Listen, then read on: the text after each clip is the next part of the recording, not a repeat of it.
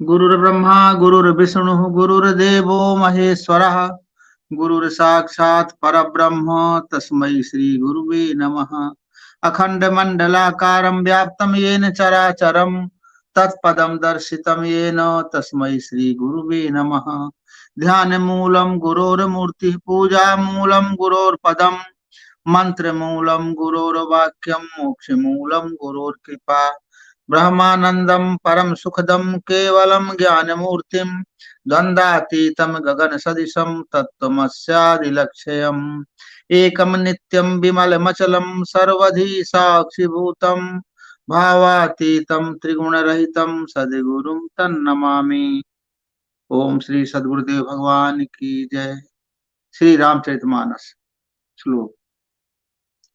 वर्णानामर्थ संघानां रसानां छन्दसामपि मंगलानां च कर्तारौ वन्दे वाणी विनायकौ भवानी शंकरौ वन्दे श्रद्धा विश्वासरूपिणौ याभ्यां विना न पश्यन्ति सिद्धा स्वान्तास्तमीश्वरम् वन्दे बोधमयं नित्यं गुरुं शङ्कररूपिणम् यमाश्रितो हि वक्रोऽपि चन्द्रः सर्वत्र वन्द्यते सीताराम गुणग्रामः पुण्यारण्य विहारिणौ वन्दे विशुद्ध विज्ञानौ कवीश्वर कपीश्वरौ उद्भव स्थिति संहार कारिणीं क्लेशहारिणीं सर्वश्रेयस्करीं सीतानतो हम राम वल्लभाम् यन्माया वशवर्ति विश्वमखिलं ब्रह्मादिदेवासुरा यत् सत्त्वादमृषैव भाति सकलं रज्जौ यथा हेर्भ्रमः यद् पादपल्लवमेकमेव हि भवाम्बोधे स्थितिः सावताम् वन्दे हम तं शेष कारण परम रामाख्यमीशं हरिम् नाना पुराण निगमागम सम्मतम यत् रामायणे निगदितं क्वचिदन्यतोऽपि स्वान्तः सुखाय तुलसी रघुनाथ गाथा भाषा निबंध मति मंजुल मात नोति जो सुमिरत सिद्धि होई गणनायक करिवर बदन करौ अनुग्रह सोई बुद्धि राशि शुभ गुण सदन मूक होई बाचाल पंगु चढ़ाई गिरिवर गहन जासु कृपा सुदयालु द्रवौ सकल कलिमल दहन नील सरोरुह श्याम तरुण अरुण बारिज नयन करौ सुमम उर्धाम सदा क्षीर सागर शयन कुंद इंदु सम देह उमा रमन करुणा आयन जाहि दीन परनेह करौ कृपा मर्दन मयन बंदौ गुरुपद कंजु कृपा सिंधु नर रूप हरि महामोह तम पुंज जासु वचन रवि कर निकर। ओम श्री सद्गुरुदेव भगवान की जय।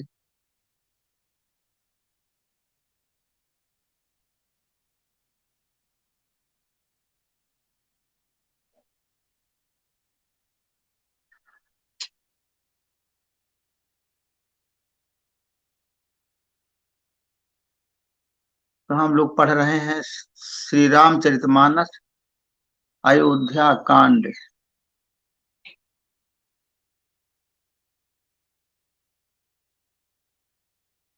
नृप अस कहेहु गोसाई। हाँ आई बैठ।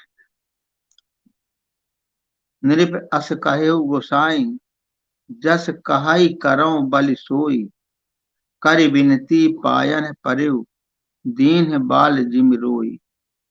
महाराज ने ऐसा कहा था, अब प्रभु जैसा कहें मैं वही करूं। मैं आपकी बलिहारी हूं। इस प्रकार विनती करके वे श्री रामचंद्र जी के चरणों में गिर पड़े और उन्होंने बालक की तरह रो दिया। किसने रो दिया? सुमंत जी। दशरथ जी ने कहा था कि बन दिखाई सुरसर अनबाई आने हु फेर बेग दो भाई लखन राम से आने हु फेरी संशय सकल संकोच निवेदी। बन दिखाकर गंगा स्नान कराकर दोनों भाइयों को तुरंत लौटा लाना, सब संशय और संकोच को दूर करके लक्ष्मण राम सीता को फिरा लाना। ये कह कर हाँ सीधे लेके आना। अच्छा।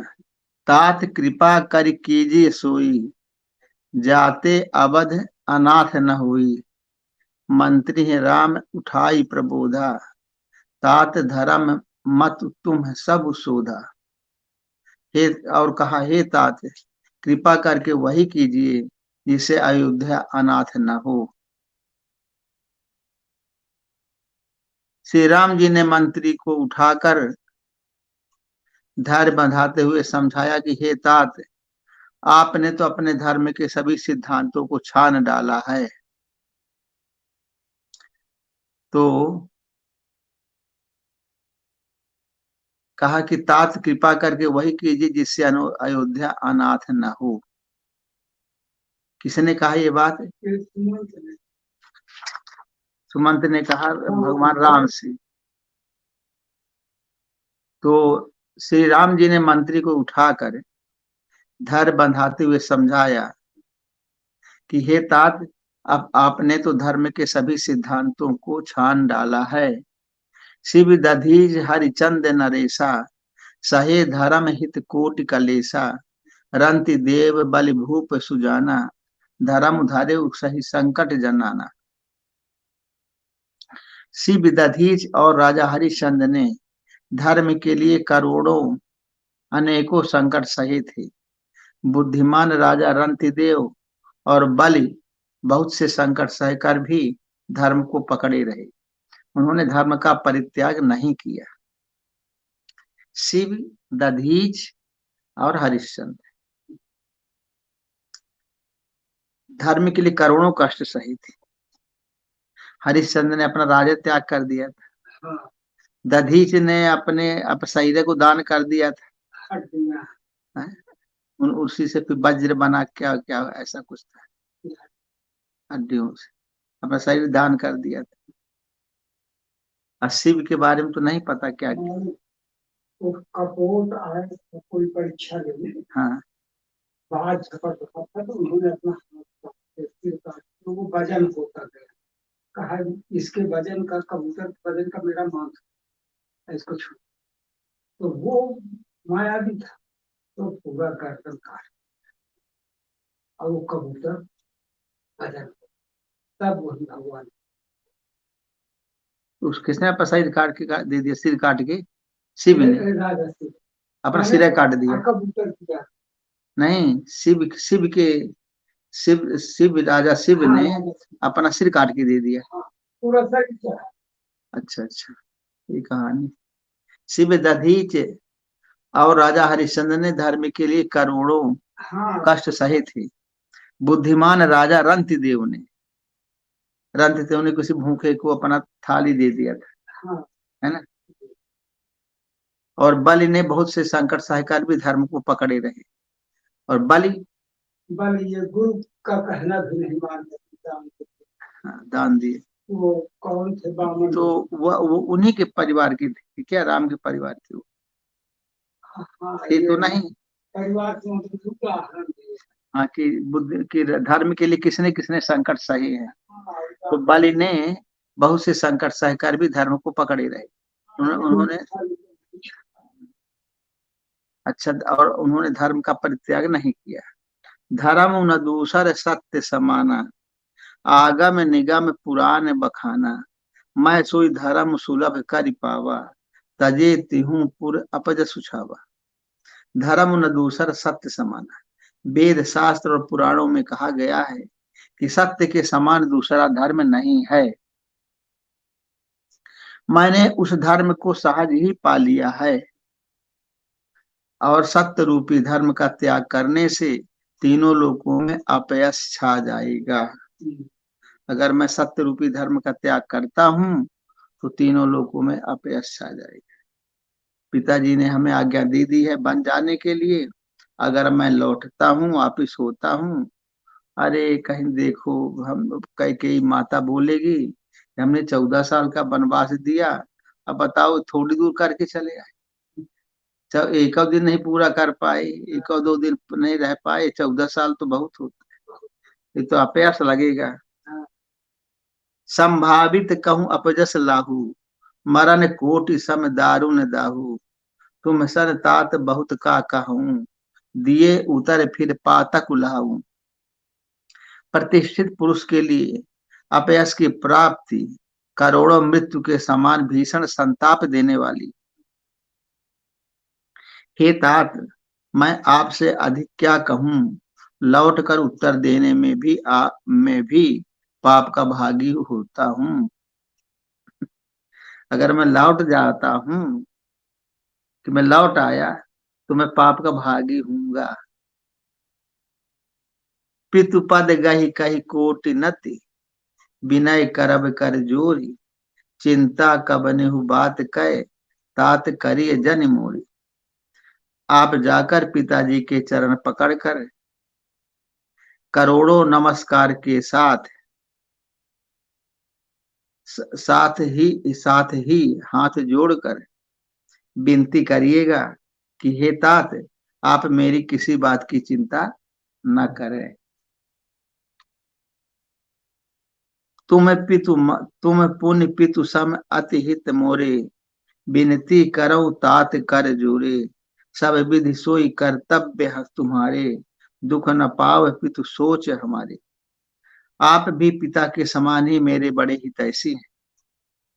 हे तात, मैं हाथ जोड़कर आपसे विनती करता हूँ कि सब प्रकार से वही आपका भी सब प्रकार से वही कर्तव्य है जिसमें पिताजी हम लोगों के सोच में दुख न पावे। आपका भी वही कर्तव्य है कि पिताजी को दुख ना हो, सोच चिंता कर। सुनि रघुनाथ सचिव संवादु, भयउ सपरिजन बिकल निषादु, पुन कछु लखन कही कटुबानी, प्रभु बरजे बड़ अनुचित जाने। श्री रघुनाथ जी और सुमंत्र का यह संवाद सुनकर निषाद राज कुटुंबियों सहित व्याकुल हो गया। फिर लक्ष्मण जी ने कुछ कड़वी बात कही। प्रभु श्री रामचंद्र जी ने उसे बहुत ही अनुचित जानकर उनको मना किया। लक्ष्मण जी ने कुछ कड़वी बात बोल दिया। पुण्य कछु लखन कही कटुबानी, प्रभु बरजे बड़ अनुचित जाने। प्रभु ने उनको मना किया। बीच बीच में हाँ हाँ हाँ, तो यही ये नहीं जा रहा, ऐसे कुछ बोल दिए होंगे। हाँ, कुछ कह दिए क्योंकि वो लक्ष्मण जी नहीं कहते थे कि वनवास जाओ, कहीं ये गलत बोल रही, कहीं कहीं कहना नहीं मान रहे। तो पर वो तो रामचंद्र जी माने कहना, पिता की आज्ञा का पालन करना चाहिए। और लक्ष्मण जी राम को चंद्र जी को छोड़ना नहीं चाहते, इसलिए सब ये उनको भी वनवास जाना पड़ा। वो जानते थे लक्ष्मण जी कि हमारे भैया सीधे स्वभाव के हैं, अच्छा है जो इधर मोड़ ले। तो मैं अगर अच्छा न करूंगा इनकी तो इनको उनको पता नहीं कब कब क्या संकट आ जाए और कुछ आइए, और कोई कुछ ये इसको उनकी मदद करने वाला नहीं रहेगा। इसे मेरा होना बहुत जरूरी है। ये संकोची बहुत है भाई। हाँ बैठी। तो वो कह रहे थे कि बहुत संकोची हैं, अगर मैं न रहूं इनके साथ तो ये कहीं गड़बड़ ना हो जाए, तो इसलिए वो वो साथ में आए कि इनके साथ में मेरा रहना बहुत जरूरी है, नहीं तो कोई भी ठग लेगा इनको। ये मन चाहे जिधर चले जाएंगे। वो लक्ष्मण जी जानते थे, इसलिए लक्ष्मण जी जहाँ थोड़ा भी अनुचित होता था तो बोल देते थे कि ये तो गलत है, कि पहले वनवास भेज दिए, अब कहें लौटा लाना, ये कौन सी बात है। अब चले गए तो चले गए वनवास, अब क्यों लौटाना चाहते हैं, ऐसी बात बोले होंगे। तो लक्ष्मण जी ने कड़वी बात बोली, तो जान करके श्री रामचंद्र जी ने उसे बहुत ही अनुचित जानकर उनको मना किया, ऐसा मत करो। अब वो थोड़ा सा गर्म स्वभाव के थे, कुछ भी कह सक मतलब सोच कर बोल देते थे। सकुचि राम निज शपथ देवाई, लखन संदेश कही जन आई, जन जाई, कह सुमंत्र पुण्य भूप संदेशु, कही न सकहि सिय विपिन कलेशु। श्री रामचंद्र जी ने सकुचाकर अपनी सौगंध दिलाकर सुमंत जी से कहा कि आप जाकर लक्ष्मण का यह संदेश न कहिएगा। श्री रामचंद्र जी ने सकुचाकर अपनी सौगंध दिलाकर सुमंत जी से कहा कि आप जाकर लक्ष्मण का संदेश न कहिएगा। सुमंत ने कहा कि सुमंत ने फिर राजा का संदेश कहा कि सीता बन के क्लेश न सह सकेंगी। तो सुमंत ने कहा कि राजा का संदेश कि सीता जी बन के क्लेश नहीं सह करें, वही आ जाए। थोड़ा एक सीता भर लौटी आप तू भी ठीक है, वो सबको खुश करे रहेगी। अब यही विधि अवध आव फिर सिया सोई रघुबीर तुम्ह करनिया न तरु निपट न अवलंब विहीना मैं न जियब जिम जल बिनु मीना। अतः जिस तरह सीता अयोध्या को लौट आवे तुमको और श्री रामचंद्र जी को वही उपाय करना चाहिए, नहीं तो मैं बिल्कुल ही बिना सहारे का होकर वैसे ही नहीं जीऊंगा जैसे बिना जल के मछली नहीं जीती है। कहे अगर सीता भी लौटे मैं तो भी चलो ठीक है, उनके सहारे में जी लूंगा, संतोष रहेगा।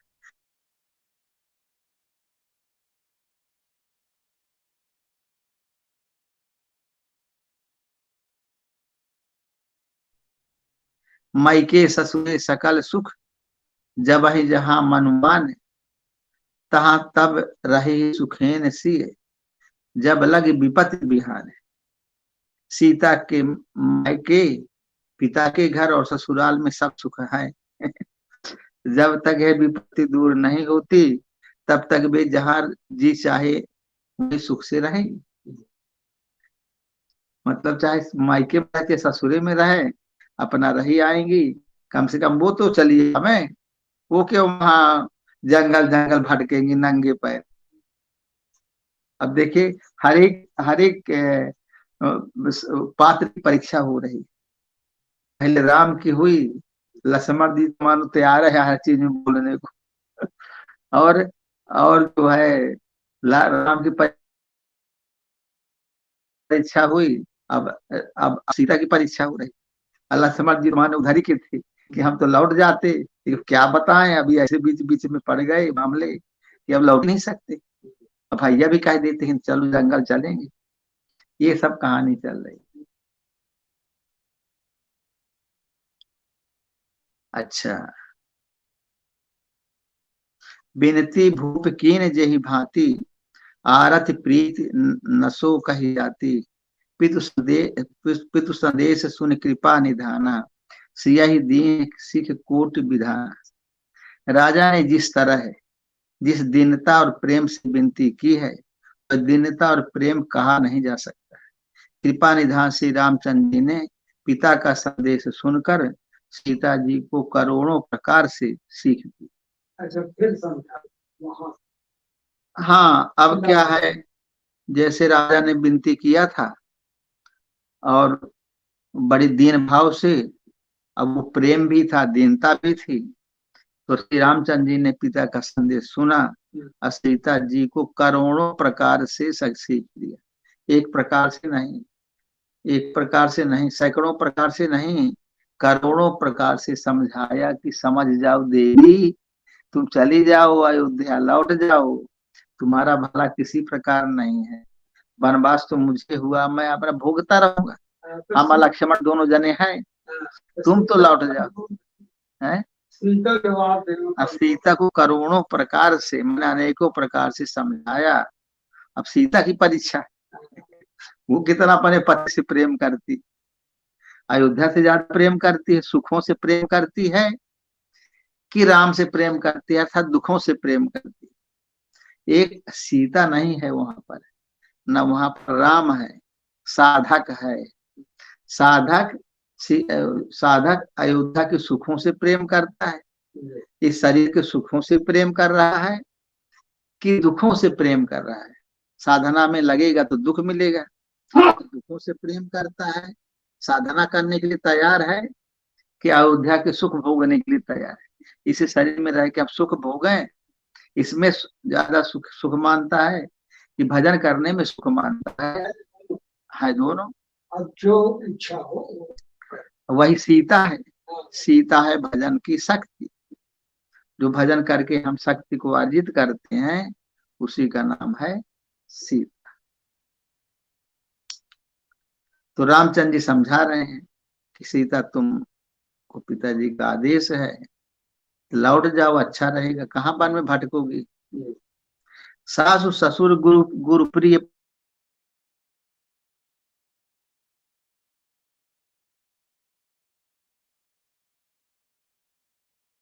प्राण पति परम स्नेही। उन्होंने कहा जो तुम घर लौट जाओ तो सास ससुर गुरु प्रियजन एवं कुटुंबी सबकी चिंता मिट जाए।